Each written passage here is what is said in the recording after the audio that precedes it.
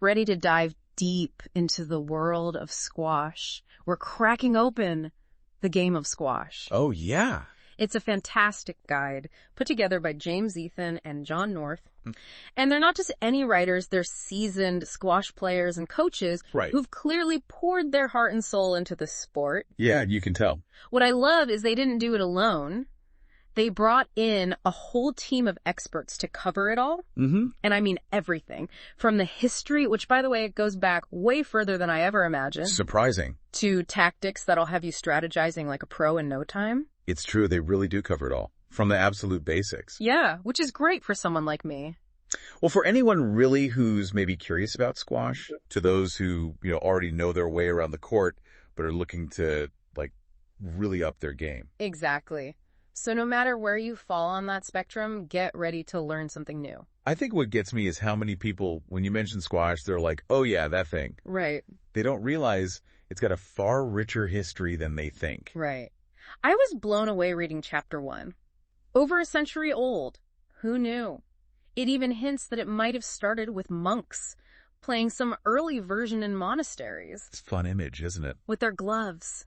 Using their hands to hit the ball. Can you imagine? It's a testament, though, to how adaptable this sport is. Totally. Obviously, equipment's changed. Got our fancy rackets now. Thankfully. And the courts have become more standardized. Right. No more monastery walls. Exactly. But that core, that heart of squash, that's stood the test of time. It really has. And it's found its way onto some pretty unexpected courts, too. Oh, you mean like the Titanic? You knew I was going to say that. Had to, right. Though I think what says more about squash is that whole Olympic push. That's a good point. It's been considered for how many games now? Right. It's got to happen one of these times. Fingers crossed. But yeah, that speaks volumes about its reach. Totally.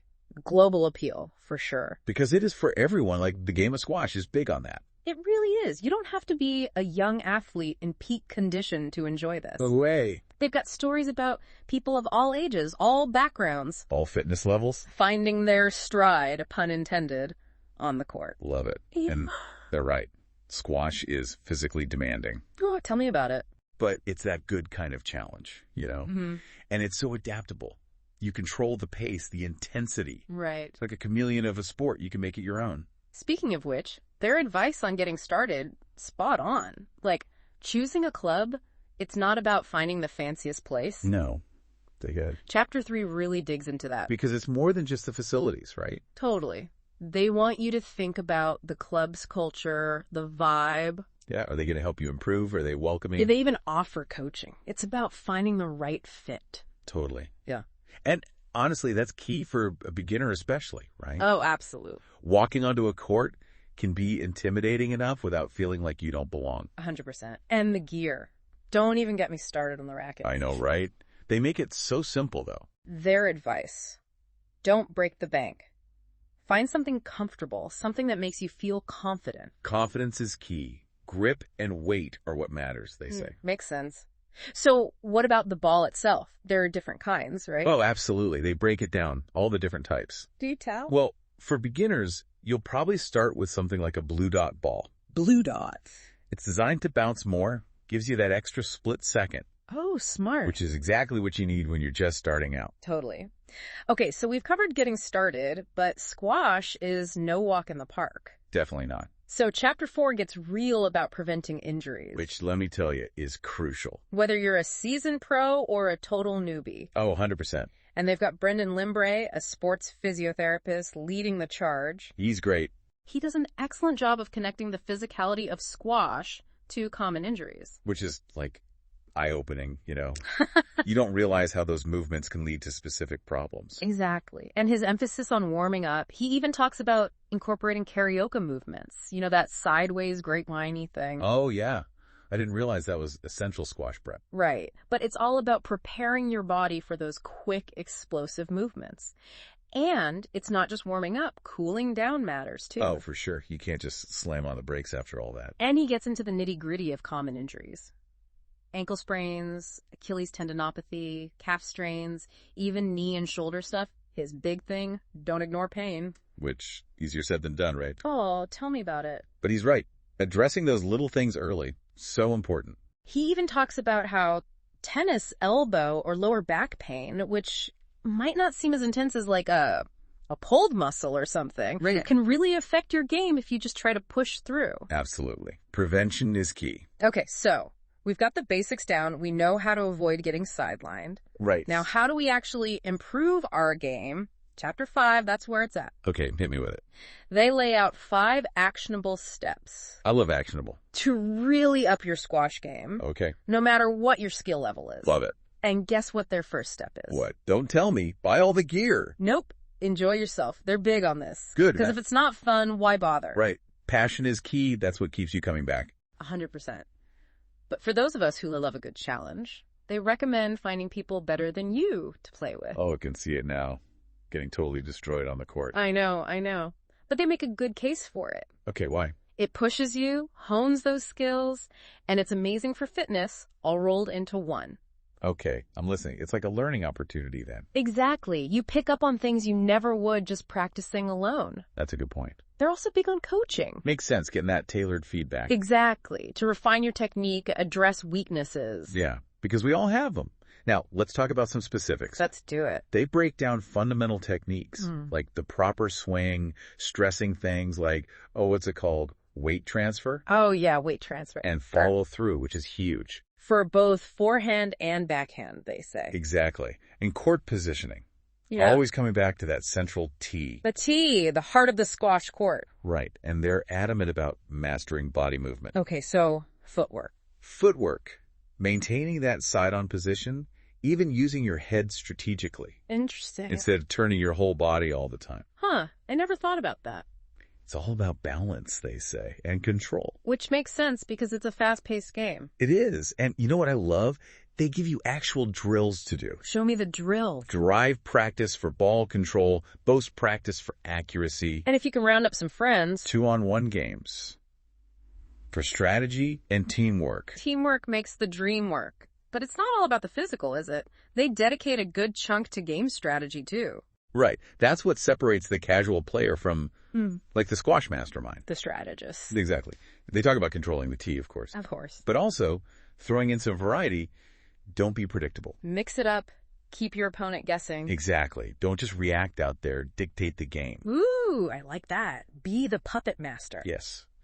But the one thing I think people forget about is mental fortitude. The mental game, that's huge in any sport, I imagine. Oh, huge. They talk about staying focused on every single point. Don't dwell on mistakes, right? Yeah. No. And never, ever give up, even if you're behind. Because it ain't over till it's over. Exactly. Okay, we've covered a lot, but we haven't even talked about food yet, which, honestly... Fueling your body, so important. Right. And they dedicate a whole chapter to it. Yeah. Chapter 6 brings in Kathy Roorda. Oh, yeah. Kathy Roorda, she's great. A naturopathic nutritionist who really knows her stuff. She does, and she gets it. She understands how demanding squash is. Right, so she doesn't mess around. She lays down the law with some solid dietary guidelines. And honestly, I felt personally attacked because it's all stuff I know I should be doing better with. Oh, tell me about it. She's all about those colorful fruits and veggies. Yes. Minimizing processed foods, the good stuff. It's true. We all need to hear it. And she's not afraid to talk about unhealthy fats and salt intake. Someone's got to say it. Because it's about nourishing your body, giving it what it needs to perform. 100%. And let's not forget about hydration. Oh, right. Staying hydrated is key. Crucial, especially in a fast-paced sport like squash. Totally. What I loved is that she gets so specific. Oh, yes. The meal plans. Meal plans? No more guessing games about what to eat. Right. Tailored to squash players. Love that. She even gets into pre- and post-workout nutrition. Oh, that's so important. Which honestly can make or break your performance and recovery. That's huge. She recommends low GI foods before you play. Okay, so like what? Give me an example. Think whole grain toast with nut butter, a banana, even a small bowl of oatmeal. Got it. Sustained energy. Exactly. And then afterward, it's all about replenishing, repairing. So carbs and protein are your best friends. Exactly. She recommends a 4.1 ratio, carbs to protein. Solid advice. So like a fruit smoothie with some protein powder, chicken breast with brown rice and veggies. Give your body what it needs. Love it. Fueling the machine. Okay, we've got the basics, the strategy, even our diet sorted. Now, for those who are ready to really take it to the next level, chapter 7 is where things get really interesting. Lay it on me. They bring in this amazing squash coach, Garry Pedersen. Okay. And his whole thing is training smarter, not just harder. Well, I like the sound of that. Right. He stresses the importance of training at match intensity. Oh, interesting. So none of that, like, half-effort stuff. No way, because your body and mind need to be ready for anything. So you're basically replicating the demands of a real match during training. Exactly. He even suggests building in those work-to-rest ratios. Smart. So you're training your recovery time, too. That's next-level stuff right there. It is. And you know what else he's big on? What? Strength and conditioning. Makes sense. It's not just about hitting the ball. Exactly. And it's not just about getting stronger, it's about preventing injuries, too. Absolutely. They talk about focusing on your core, legs, and upper body for overall stability and support. Which makes sense because you're using your whole body in squash. Oh, yeah. And remember that ghosting thing we talked about? The what? Ghosting, where you're on the court, no ball, just moving through the motions. Oh, right. It's like air guitar for squash, right? Exactly. Well, Garry loves this. That's he. He is all about it. He says it's fantastic for movement patterns and footwork. Ah, who knew? Right. It's about training your body to react instinctively. So when the pressure's on, you don't even have to think about it. Exactly. And we can't forget volleying. Oh, yes. Volleying is huge. They're adamant that mastering volleying can make you a real force on the court. Because it puts you in control, right? You're controlling the pace, the direction, everything. Exactly. So what's Garry's take? What are his tips? Well, he talks a lot about court positioning, minimizing your backswing. Right, for better control. Exactly. And target practice, too. Target practice, so like aiming for specific spots on the wall. Yes. He says, don't just hit the ball, aim it. Oh, I like that. Right. It adds a whole other layer to the game. It's like chess, but with a racket. Exactly. And what's great is he encourages everyone to develop their own personalized game plan. Well, that's smart. Because there's no one-size-fits-all approach to squash. No way. He's all about figuring out what works for you, your strengths, your opponent's weaknesses. Love it. Because, as he says, squash is as much a mental game as it is a physical one. Oh, absolutely. You've got to be on top of your game, both physically and mentally. You know, it's funny. You read about all these high-level athletes, and it's easy to think they were just, like, born that way. Oh, totally. Like, it was always effortless. Right. But the game of squash actually does a really cool thing. They weave in all these personal stories. Oh, interesting. About the dedication and, honestly, the struggles behind the scenes. Oh, I like that. Because it makes it more relatable. Totally. Like, they even talk about James Ethan's journey to becoming a top-ranked player. And guess what? It wasn't all smooth sailing. Really? So even someone like him faced setbacks. That's kind of encouraging in a weird way. Right. Like, it proves that it's not just about some innate talent you're born with. It's about hard work, perseverance. Exactly. And having the right people in your corner. Speaking of inspiring journeys, have you heard of Steve Walton? I don't think so. Tell me more. So his story really highlights what it really takes to compete on that global stage. Okay. He started playing in Australia and then moved all the way to London to chase his squash dreams. Oh, wow. That's commitment. Right. Talk about dedication. But it gets even more interesting. He ended up coaching the Portuguese national squash team. Get out. That's incredible. From playing in Australia to coaching a national team. I know, right? What a journey. And the best part, he doesn't sugarcoat anything. Oh, good. He's very real about the challenges of playing professionally. Because it's not all glitz and glamour. No, he talks about the financial side of things, how it's not always easy to make a living from squash alone. Which is something you don't often hear about. Right. So he stresses having other income streams, other passions. You know, don't put all your eggs in one basket. That's good advice. It is. But don't get me wrong, his story isn't all doom and gloom. Okay, good. It's about the incredible doors that squash can open. The opportunities, right? Yes. He's traveled the world, coached at such a high level, built a whole career around this thing he loves. That's awesome. It is. And he's got some really forward-thinking ideas about the future of squash. Oh, like what? Well, he's really passionate about creating more sustainable squash centers. Sustainable? In what sense? Well, he's talking about centers that are integrated into, like, bigger health hubs, maybe even running 24/7. Interesting. Because he believes that kind of accessibility. Right, making it easier for people to play. Exactly. That's going to be key to the sport's growth, especially in places where, you know, they might be more drawn to outdoor activities. That's a good point, especially as those lines start to blur between what's considered a traditional sport. Right. And, of course, he touches on the Olympics. The dream. Because that would be huge for squash, getting that level of global recognition. No doubt. But even without it, it sounds like he's pretty optimistic about the future. Oh, definitely. Yeah. Especially in countries where squash is still relatively new and gaining traction. It's kind of like it's got that underdog appeal. A little bit. Yeah. But it's that passion. That love for the game. Yes. That shines through in these stories. It's contagious. It is. And speaking of contagious passion, we can't forget about John North, our other co-author. Oh, right. What's his story? So he wasn't exactly like a natural athlete or anything. Oh, he's very upfront about that. But he just fell in love with the game. See, it gets you. It does. He said he practically lived at his local squash court, just played constantly. That's dedication. Right. And it really speaks to that idea that there's always more to learn. Which they emphasize throughout the book. They do. Yeah. Because you never truly arrive in squash. There's always room for improvement. You're always evolving. Exactly. And that's what keeps it so exciting. Okay, so we've talked about like the main version of squash, but I noticed they also mentioned squash tennis. Oh, yeah. Which, full disclosure, I know nothing about. It's definitely a thing. Fill me in. Well, it's huge in the U.S. Okay. It's actually where it originated, evolving from that traditional English game of squash racket. Huh. Interesting. So how is it different? Different equipment? They have a specific ball and racket for squash tennis, and the courts are a bit bigger too. So I'm picturing a faster-paced, more like dynamic game. Yeah, that's a good way to put it. And it's gained a real following, especially in certain pockets of the U.S. That's so cool. I love that even within like the broader world of squash, there's all this variety. Right, it's not just one monolithic thing. Keeps it interesting. Totally. Okay, so we've got the history, the different variations. Now let's get down to brass tacks. The rules. Chapter 1 breaks it all down beautifully. Oh, yeah. Even if you've never picked up a racket, you'll walk away knowing how to play. That's the goal. Scoring, serving, all of it. And they don't just cover the modern rules either. Oh, right.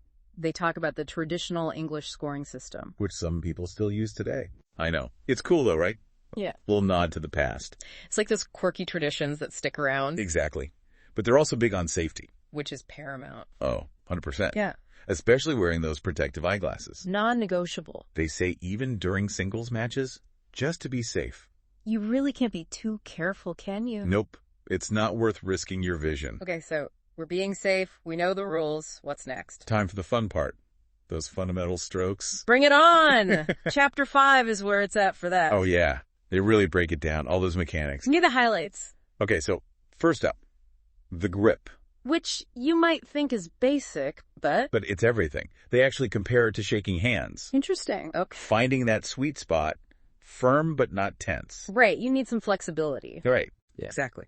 Then it's ground strokes time. Forehand, backhand, the heart and soul. They really stress using a short, controlled forearm, none of that big, sweeping motion. Interesting. They want to generate power from your wrist and core. Huh, good to know. Oh, and they talk about hitting with this slight side spin cut. What does that do? It's all about creating those nicks. Nicks? Yeah. When the ball grazes the sidewall and then just dies in the corner. Evil. The best. Yeah. Super hard to return. Oh, satisfying. The most. And they have those great visual diagrams. I was going to say, they're really good about showing, not just telling. Oh, the best. And it doesn't stop at ground strokes. Oh, no, we've got rails, cross courts, boasts, corner shots, even the infamous three-wall fadeaway. Sounds intense. It's a lot to master. But they break each shot down, the purpose, where to stand on the court, everything. The nuances. Yes. And they talk about mixing it up, Okay. keeping your opponent on their toes. Right, because if they know what's coming next. Exactly. It's game over. Now, there's this whole concept of turning on the court, which I have to admit I don't really get. Oh, yeah. It's very specific to squash. Explain it to me. Okay, so it's all about, like, moving with the ball, not just backing up all the time. Okay, to get a better angle. Exactly. So you can set up for your next shot. But they also say you might need to move forward sometimes. Yeah. When your opponent's hitting those sharp up and down shots. Which seems counterintuitive. Right. It's all about those little things in squash. A game of inches, as they say. They do. And speaking of gaining an edge, let's dive into advanced training techniques. Ooh, yes. This is where the rubber meets the road. Chapter 7, right? That's the one. And they've got Garry Pedersen back. Oh, our coach extraordinaire. He's got so many great tips. And you know what I love? He's all about working smarter, not just harder. Music to my ears. Give me all the efficiency hacks. Right. He stresses the importance of training at match intensity. So basically, making your practice as realistic as possible. Exactly. Pushing yourself to the limit so you're ready for anything. Because those matches can be brutal. They can. And remember that work-to-rest ratio we talked about. Oh, right. Building that into your training, too. It's all connected. So you're not just training your body, you're training your recovery time, too. Exactly. And hey, remember that whole ghosting thing? The air guitar of squash? Yeah. Yeah. Garry's a huge fan. Really? Oh, yeah. He's all about it for improving those movement patterns and footwork. Huh. It's funny how something that seems so out there can actually be so beneficial. I know, right? Yeah. It's about thinking outside the box. Love it. So, ghosting. What else? Volleying. Ugh. Garry's a big believer in mastering that volley. Which, let's be honest, can make or break a rally. Oh, absolutely. He talks about court positioning. Right. Being in the right place at the right time. And minimizing that backswing for better control. Makes sense. It's all about those tiny adjustments. They make all the difference. Okay, so we're training smart, working on our volleys. Anything else? Oh, yeah. He's big on target practice. Target practice? Right. Like with a dartboard on the wall or something? Not quite. But it's the same idea. He wants you to pick specific spots on the court and aim for those. Instead of just hitting the ball willy-nilly. Exactly. Yeah. Because it forces you to be more precise. And deliberate. Yes. And on the topic of being deliberate, he's all about developing a personalized game plan. Okay, so no more just winging it on the court. Not if you want to win. Yeah. He wants you to analyze your strengths, your weaknesses, really understand your opponent, and then come up with a strategy that plays to your advantage. That's next level. It is. Because, as he says, squash is as much a mental game as it is a physical one. Speaking of the mental game, we can't forget about nutrition. Ah, yes. Back to Kathy Roorda. Chapter 6 is a must-read. It's full of great advice. Yeah. And her approach is really refreshing. Okay, how so? Well, she doesn't just focus on, the athlete's diet. She lays out these general guidelines that are good for everyone. Oh, I like that. Because we could all use a little healthy eating reminder. Right. Like colorful fruits and veggies, whole grains over processed stuff, lean protein. And don't even think about that bag of chips. No way. She's got her eye on you. But seriously, it's about giving your body the nutrients it needs to perform at its best. Exactly. And hydration. She's big on that too. Which, let's be honest, can be a struggle for some people. Oh, tell me about it. But she's adamant about it, especially during and after a match. Makes sense. You're losing fluids like crazy. Exactly. And the best plan. The meal plans. The meal plans are genius. No more stressing about what to eat. She's got you covered. I know. And they're tailored for squash players, which I love. It's all about giving your body what it needs when it needs it. Exactly. And she goes even deeper with the pre- and post-workout nutrition advice. Which I'll admit, I used to think was just a load of hype. Oh, no, it makes a huge difference. It does. So before you hit the court, she's all about those low GI foods. For that sustained energy, right? Exactly. So we're talking like a bowl of oatmeal with some berries and a sprinkle of nuts. Or maybe a slice of whole grain toast with avocado and an egg. Perfect. And then afterward, it's all about replenishing those glycogen stores, repairing those muscles. So you don't feel completely wrecked the next day. Exactly. She recommends a 4.1 ratio, carbs to protein. Solid advice. So think a smoothie with fruit, yogurt, and a scoop of protein powder, or a simple meal of grilled chicken or fish with quinoa or brown rice and a side of veggies. Delicious. Okay, so we're fueled up, we're training hard, but there's still one thing missing. The Olympics. The Holy Grail. They talk a lot about the push for Olympic inclusion, and I have to say, they make a compelling case. They do. It's been considered for so many games now. And they actually go into the history of it, like how it was part of the formal bid process for the 2012 games. Right. And it made it to the shortlist. No way. Yeah, it just didn't quite get enough votes. Oh, that's brutal. I know, it was a huge disappointment for the squash community. I bet. But it sounds like they're not giving up. No way. They're more determined than ever to make it happen. Good. Because squash deserves a spot on that world stage. 100%.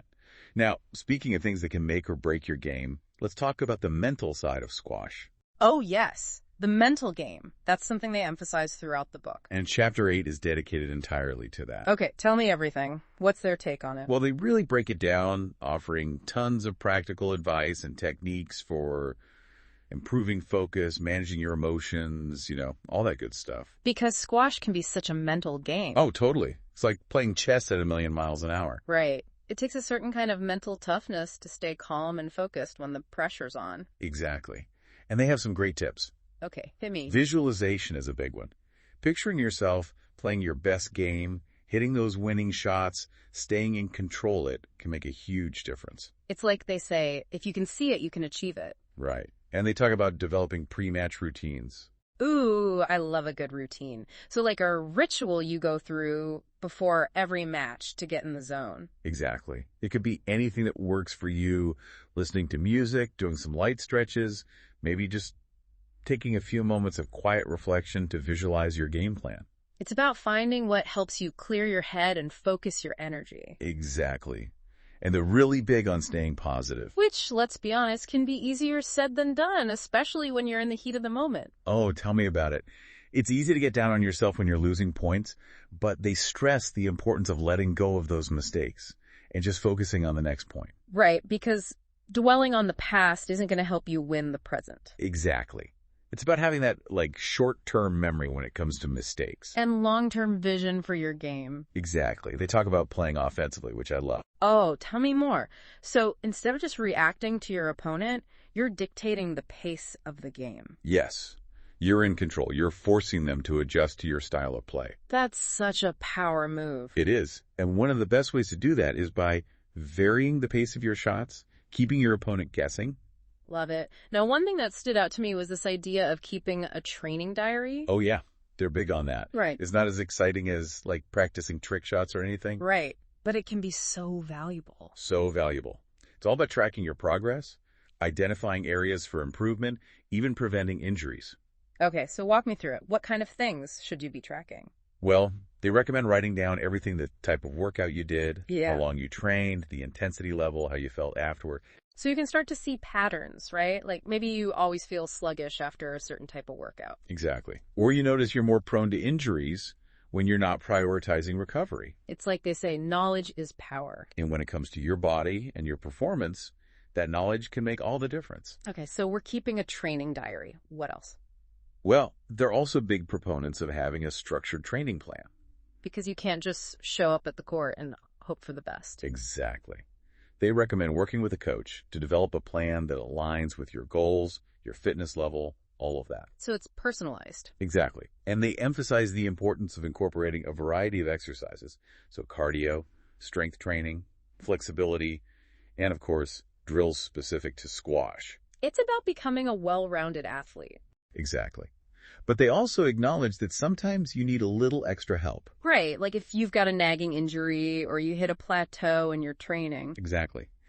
Don't be afraid to consult with a professional, whether it's a sports physiotherapist, an exercise physiologist, whoever can help you address those specific needs. It's about advocating for your health and your performance. Yes. But it's not all about the physical. We've got to address the mental game. Exactly. And they actually dedicate a whole section to mental training, which I love. So what kind of things are we talking about? They talk about the benefits of visualization, of course, but also things like meditation and positive self-talk. Okay, I'll admit I'm a bit skeptical about the whole positive self-talk thing. I know, it can feel a little hokey, but they explain it really well. Okay, convince me. Well, it's about reframing those negative thoughts and replacing them with more empowering ones. And it really can have a profound impact on your performance. Interesting. So it's like you're training your mind to focus on the positive, to believe in yourself, even when things get tough. Exactly. Now let's talk about coaches. Yes. They mention working with a coach throughout the book, but they dedicate a whole section to it as well. Because it can be so transformative. Having that coach in your corner, that person who believes in you and your potential, can make all the difference. It's like having a personal cheerleader, a strategist, and a technique guru all rolled into one. Exactly. And they can help you identify those blind spots, those areas where you might be holding yourself back without even realizing it. Because sometimes it takes an outside perspective to see those things. Totally. And they can help you create a personalized game plan. A roadmap for success. Exactly.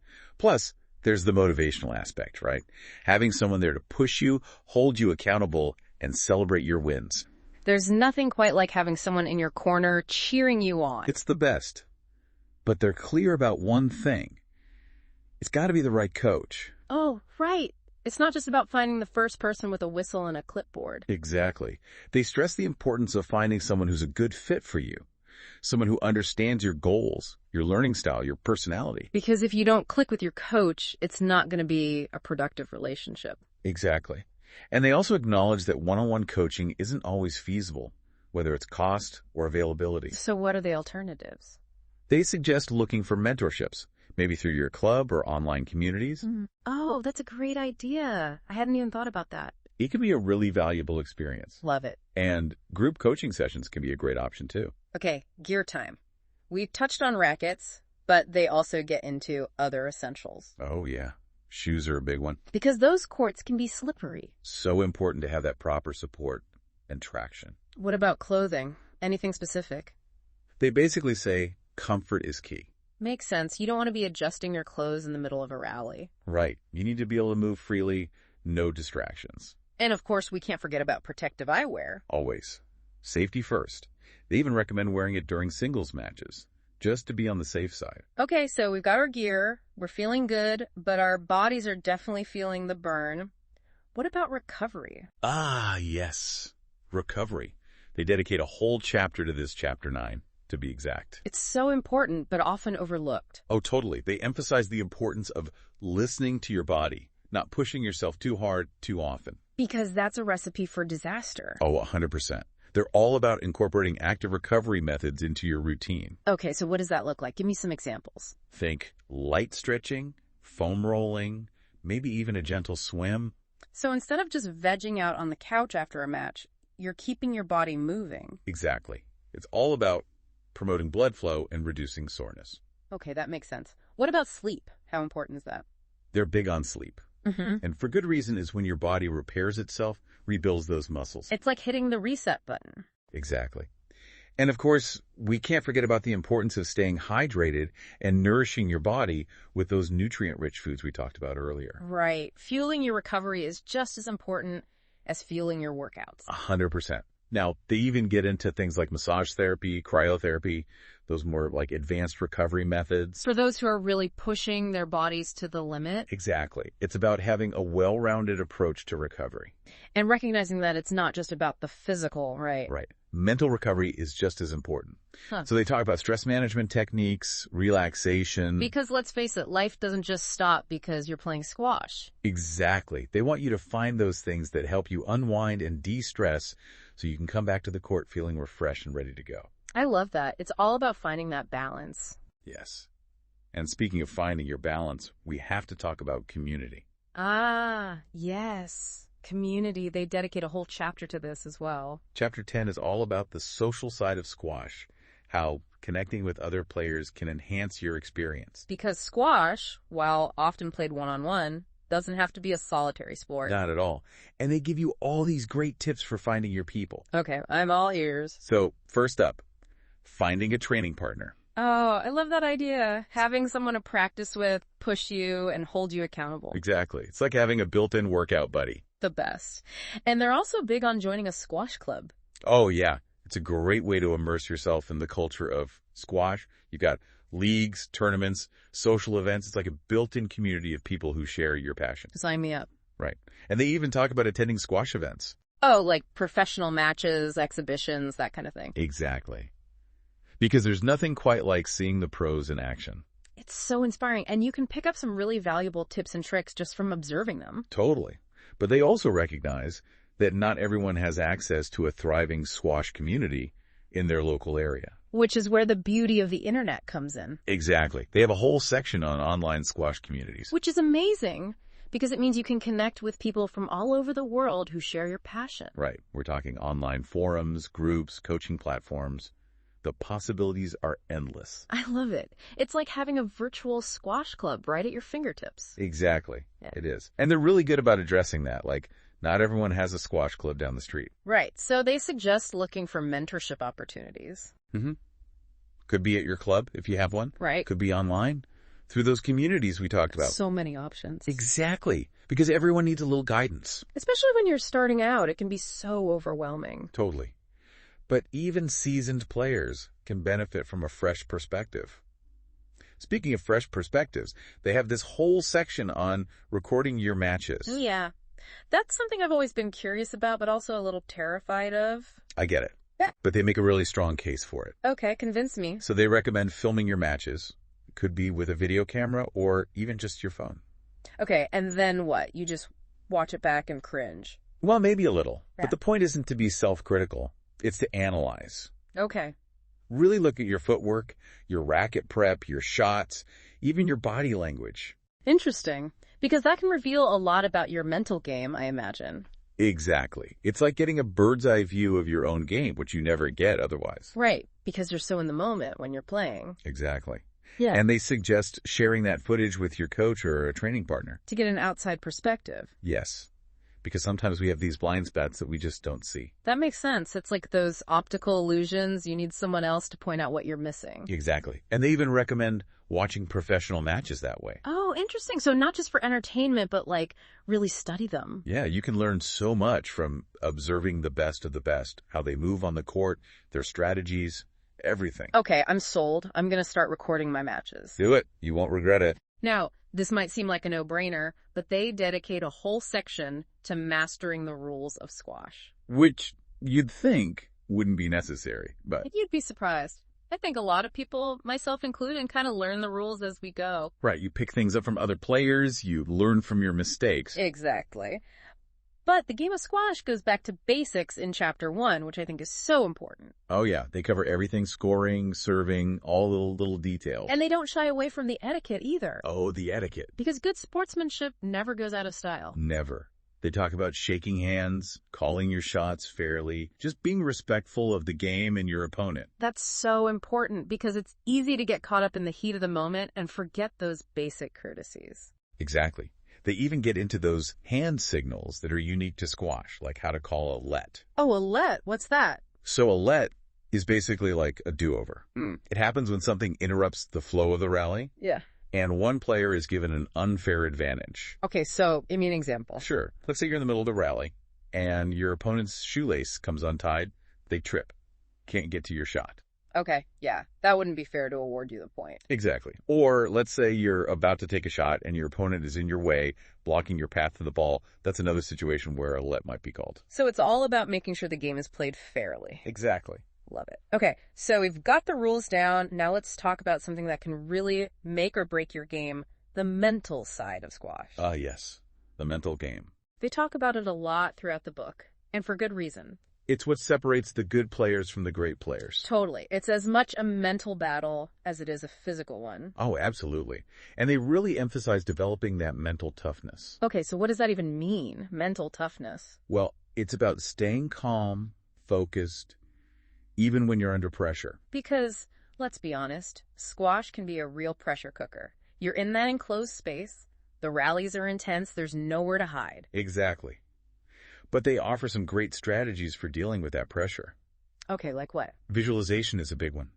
Picturing yourself playing your best game, hitting those winning shots, staying in control. Okay, I've heard of this. It's like you're training your mind to perform at its peak. Exactly. Yeah. And they also talk about developing pre-match routines. Oh, yeah, like a ritual you do before each match. Exactly. It could be anything that helps you relax, focus, and get in the zone. Listening to music, doing some light stretches, even taking a few deep breaths, and visualizing your game plan. It's about finding what works for you. Exactly. And they're big on staying positive throughout the match. Which, again, easier said than done. Right. But they stress the importance of letting go of mistakes, not dwelling on them, and just focusing on the next point. Right, because one point doesn't define the whole match. Exactly. It's all about having that short-term memory for errors and a long-term vision for your game. Love it. Now, one thing I've always struggled with is self-doubt. Like, what if I'm just not good enough? Oh, I think we all deal with that at some point, but they address that too.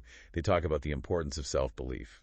Which sounds cheesy, but... I know. But it's really about trusting your abilities, even when you're facing a tough opponent or a challenging situation. So it's about silencing that inner critic and tapping into that inner champion. Exactly.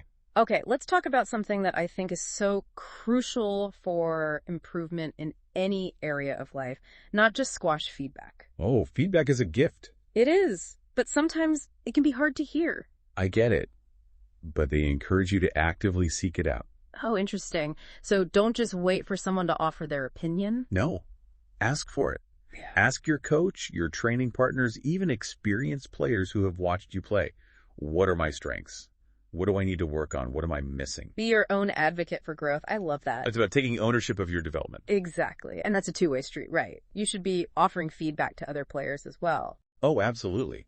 That's actually a great way to improve your own game, too. How so? Well, when you're observing other players, offering feedback, you're really honing your own analytical skills. You're becoming a student of the game. Exactly. You're starting to notice those little details, those subtle nuances that make a big difference. I love that. It's a win-win for everyone involved. Exactly.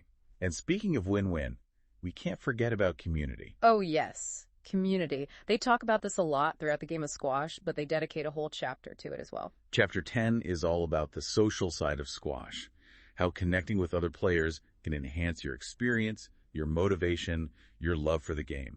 Because even though squash is often played one-on-one, it doesn't have to be a solitary sport. Not at all.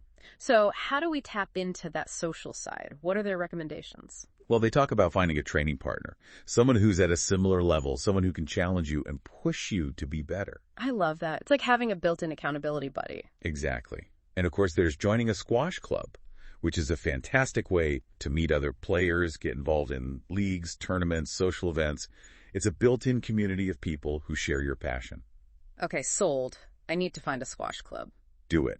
You won't regret it. Yeah. And they even talk about attending squash events, like professional matches or exhibitions. Oh, yeah, because there's nothing quite like seeing the pros in action. It's so inspiring. Totally. And you can pick up some really valuable tips and tricks just from watching them play. Absolutely. But they also acknowledge that not everyone has access to a thriving squash community in their local area. Right, which is where the beauty of the internet comes in. The virtual world to the rescue. Exactly. They have a whole section on online squash community. So I can connect with people from all over the world who share my love for squash. Exactly.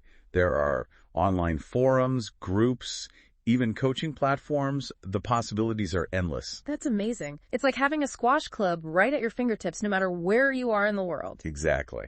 And on that note, I think it's time to wrap things up. Already. I feel like we've just scratched the surface. I know, right? Squash is such a deep, complex, and fascinating sport. There's always more to learn. That's what I love about it. But we've covered a lot of ground, haven't we? We have. From the history of the game to advanced training techniques, nutrition strategies, mental toughness, the importance of community, we've really taken a deep dive into the world of squash. It's been an epic journey, and I have to say, I'm feeling incredibly inspired to up my game. Me too. And I think that's the beauty of the game of squash. It's not just a how-to guide. It's a celebration of this incredible sport, and it's full of passion, knowledge, and practical advice that can benefit players of all levels. So whether you're a seasoned pro or you're just starting out, I hope this deep dive has sparked your curiosity, ignited your passion, and given you the tools you need to take your squash game to the next level. Absolutely. Remember, it's all about embracing the journey, challenging yourself, and having fun out there on the court. Exactly. Because at the end of the day, squash is a game that can bring people together, test our limits, and inspire us to be our best selves. Well said. And who knows, maybe one day soon, we'll be watching squash on the world's biggest sporting stage of the Olympics. Now that would be a dream come true. It would. Thanks for joining us on this deep dive into the world of squash. Until next time.